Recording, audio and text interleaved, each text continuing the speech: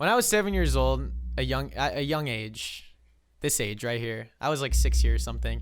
I watched the film Signs. It scarred me. I did watch it though the next morning when it was daytime, but the damage was done. I was scared of the dark for my entire childhood. Before I became nocturnal, I forgot. I forgot about this terrifying fear of the dark that I once had, that I once tried to suppress. I had to conquer it. I couldn't be scared anymore.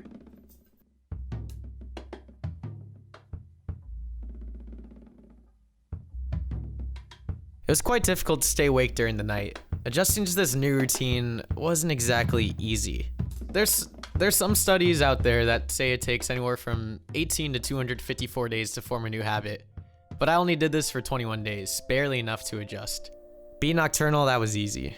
Being productive and alive, a functioning member of society while being nocturnal, that was hard. Since I was the only one awake, I had the freedom to do whatever I wanted. Not much accountability, really. I didn't have the energy to want to work. I wasn't properly adjusted to this new lifestyle. To become nocturnal, I stayed up 24 hours to go to bed in the morning. I've been up for 24 hours almost now. I usually went to bed around 10 a.m. and I woke up at nighttime around 6 p.m., give or take a few hours.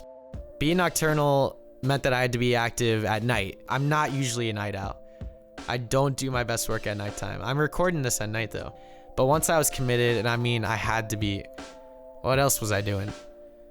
I don't like routine. I do challenges like this to mix up things so I don't ever get bored. Like eating no sugars for a month. Here's a nighttime truth. More people are nocturnal / have insomnia than I thought. More than you thought too, I know that. But yeah, a lot of people have insomnia, which kind of sucks, and it sucks to not be able to sleep at nighttime. But I didn't deal with that though. I don't really have insomnia. That's why this challenge was hard for me, because I am not usually someone that stays up for the entire night ever. The first time I stayed up all night was at a friend's birthday party in middle school, and we all got sick afterward. And also the other time I pulled an all-nighter, I shit on the side of a road. Oh my God. Why is all of my all-nighters so bad? So I never stay up. I rarely ever pull an all-nighter. So I don't want to hear anything about it. I don't like all-nighters. Here's some stats. Look at this. Okay, see, that's a lot of people. A lot of people have insomnia. 30 to 50%. Jeez. Okay, it's a lot.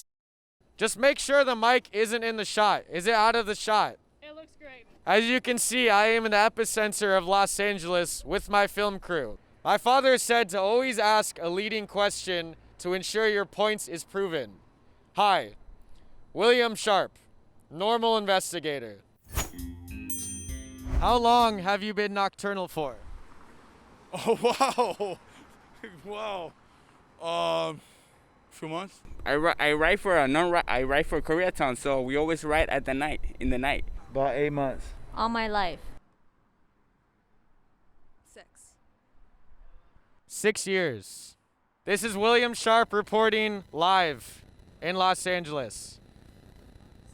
Scene. People who are up at night always assume they're nocturnal. It saves time. I know this method only worked on a handful of people during a pandemic. I know. I think people in LA are more nocturnal than usual, I will say. I have nothing to back that up, but I just feel like it's a city that is pretty active at night, even during a pandemic. At the time, all the restaurants and bars were closed. For half of it, they were permanently closed. Nothing was open, not even outdoor eating. There was a curfew. The city was less active at night. There was less people out and about. This means that the people I saw at nighttime don't really mind the world being more closed. There are jobs that you could have at nighttime. There's a lot of jobs that people do, like first responders and people that work at bars. But I wanted to see what it would be like to be nocturnal when I didn't have a job, because I don't have one. Life at night, or nightlife, was gone, non-existent. Look at this. Look at this video I found of nightlife before the pandemic. How is this enjoyable? This is so bad. I cannot believe people thought this was fun. Why do these people value staying up and experiencing the night uninterrupted? Do they not care about getting a good night's sleep? Can they not sleep? I feel bad for them. Sleep is one of the nicest things to do. Even though we routinely sleep every single day, the familiarity of a bed is unmatched. The moment your head touches the pillow after a long day, it takes a lot of energy to stay awake. Some people choose to fill that time by running, or baking, or picking up the newspaper in their robe and slippers and waving to the neighbor across the street. I don't get people who skip or push back sleep. Is it so they can enjoy the fullness of a day? Do people simply want to catch a rerun of an old show on Nick at Night to feel like a child again? Or rather, do people stay up until their body shuts down just so they can see how long they can go without resting? Have there been any game show competitions where people compete to see how long they can go without sleeping? I don't think there should be. Just like how there shouldn't be any lights on when you sleep. Music is a welcome addition, depending on if there's soothing sounds, like rainfall, or waves crashing on the beach. A sleep mask also helps any bedtime routine, especially if it's light out when sleeping. That really only happens if you sleep during the day, which I did. Here's my sleep mask and noise-canceling headphones, and here's a bottle of vitamin D pills I took. I really did miss the sun. Waking up at nighttime and having to wait to see the sun till I went to bed, it just wasn't fun. It felt strange to wake up at night. It reminded me of being sick. Those days where you sleep for almost the entire day and wake up when it's dark. You lose track of what day it is. Then you remember you have things to do, like brew a hot pot of coffee. But you discover that you don't really like the taste of coffee at nighttime. So you add creamer to your coffee, but you never add creamer to your coffee. This helps the taste, but why? Am I not used to the taste of coffee when it's dark outside? How come I like drinking tea at night? Well, that's an obvious one. Tea is always good. These are the questions I pondered when I was alone. I try to keep being nocturnal a secret from my girlfriend Jess for as long as possible. She knew that I was doing a challenge, but Jess did not know that I was going to be nocturnal. When do you plan on telling your girlfriend? I'm not telling my girlfriend. Do you think that's a stable relationship move? It's a very red flag. On the 4th day of me being nocturnal, she invited me over to her parents for dinner. I woke up at 6 p.m. as usual. I arrived at 7 p.m. I was late, but there was no questions asked. I was just late. I stayed at her place for a while. We drove around the city. When we got back to my place, I tried to keep her up for as long as possible. By 3 a.m., she went to bed, and I also went to bed. She took forever to fall asleep, so I got up, and she said, "What are you doing?" And I was like, "I'm gonna go do my challenge." And she said, "Can I come with?" And I said, "Well, I'm just gonna be up. You can watch me be up." And she said, "What do you mean?" She figured out that I was nocturnal, and then she actually became nocturnal with me for some of the days. That was really nice. I'm now a bat. I had someone to be nocturnal with because none of my other roommates decided to be nocturnal with me. Those scumbags. At the beginning of this challenge, there were a few things that I expected and tried to do that never happened or didn't turn out the way I thought it would. I thought I would enjoy not seeing my roommates. It was nice to have some alone time.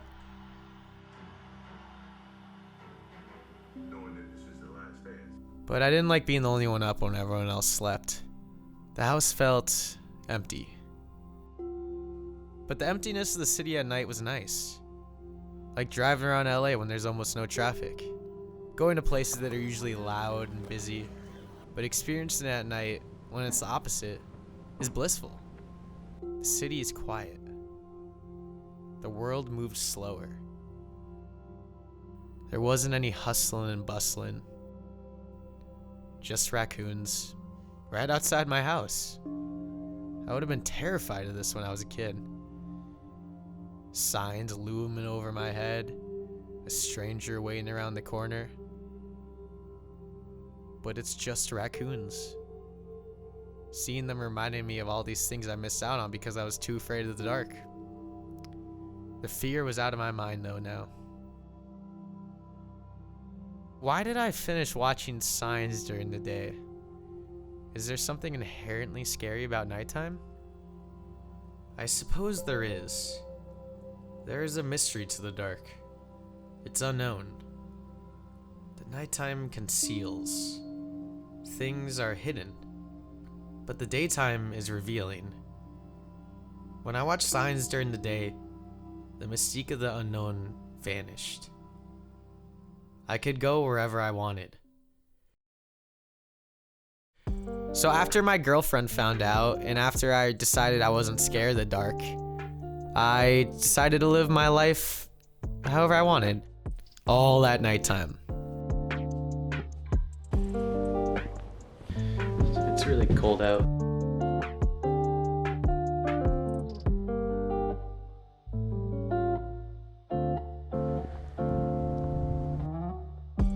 The spot is so busy during the day.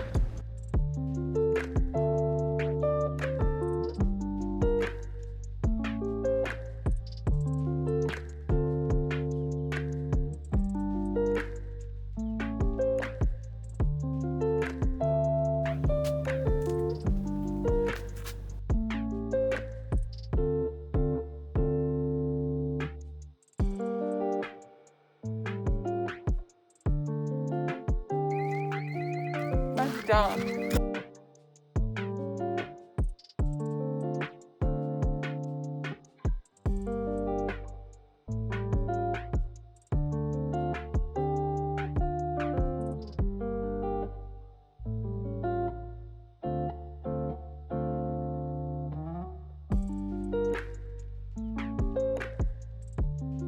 Got my sunscreen right here.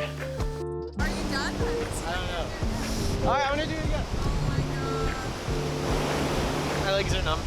It was worth it though.